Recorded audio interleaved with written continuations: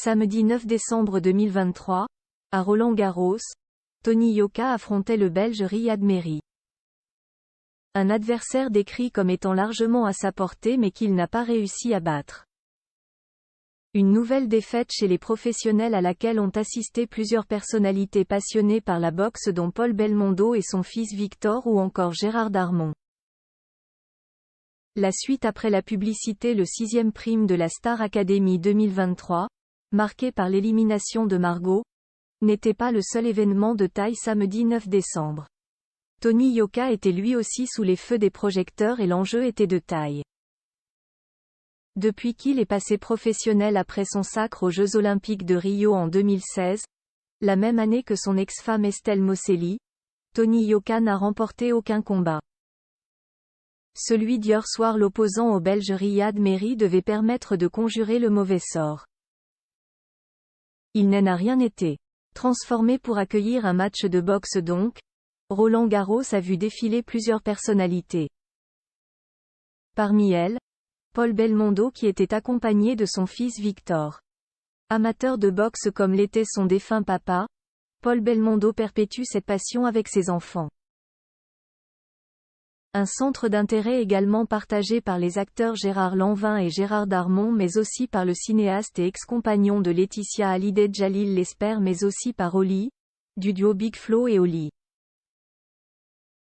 Les rugbymen Gaël Fickou et Cameron Wauki étaient également présents, le second venu avec sa compagne, sublime mannequin avec qui il vient tout juste de fêter leurs 2 ans d'amour.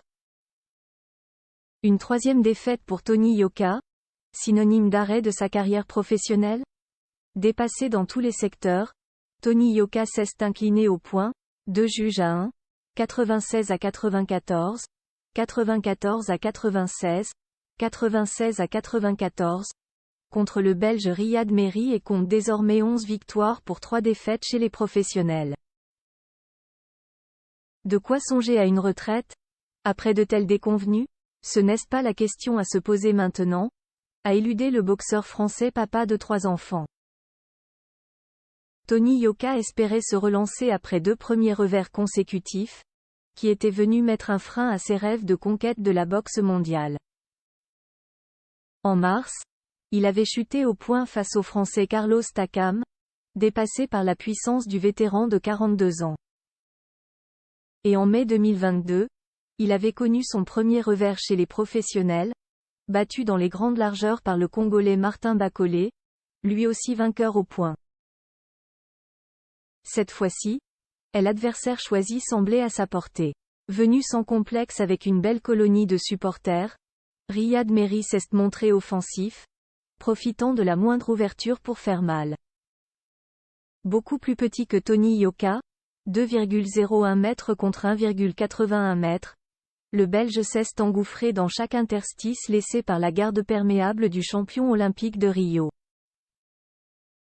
Dans les autres combats de la soirée, les 2 jeunes frères de Tony Yoka, Axel et Victor, se sont eux imposés pour lancer la soirée, avant que le Français Voldy Toutain, chez les lourds légers, ne remporte son combat par KO. Dès la première reprise contre le Croate Vladimir Beloïski. Chez les mi-lourds, Dylan Collin a conservé son titre de champion de France au terme d'un match équilibré contre Gaëtan Ntambwe. La suite après la publicité.